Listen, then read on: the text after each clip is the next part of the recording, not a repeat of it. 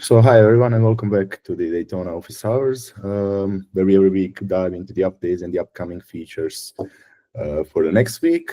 So without further ado, let's jump into this week. So this week we mostly had some infrastructure improvements, mostly focused on the speed and performance, such as some cache utilization and some database offloads to boost performance, which we can see in the PR, such as this refactor cache user on API key token validate, as well as the fetch runner info from cache and this sandbox usage period archive, which were contributed by our colleagues Vedran and Toma.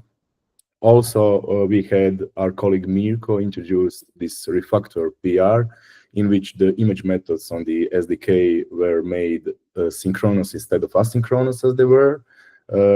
This PR actually allows user to chain methods when defining declarative images, which is nice. And we had some requests on this PR, so kudos to Mirko for contributing this. But most importantly, this week we had a very highly requested feature that introduced our colleague Goran, which was the sandbox network settings, which allows our customers to define network settings that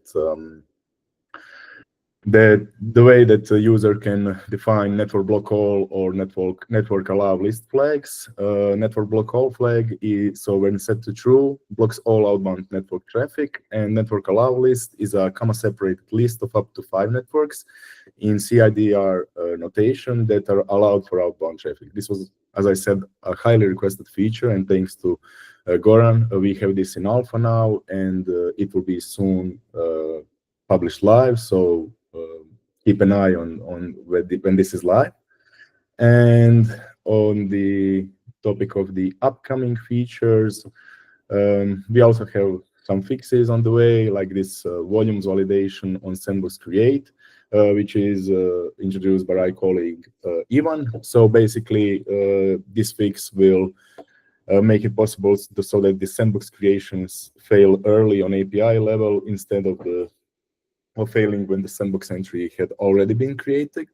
And the most important feature that will be talked more in the upcoming week is introduced by our CTO Vedran, which is the SSH Gateway Service. So basically, it will act as a secure proxy for all the SSH connections to the Daytona Sandboxes.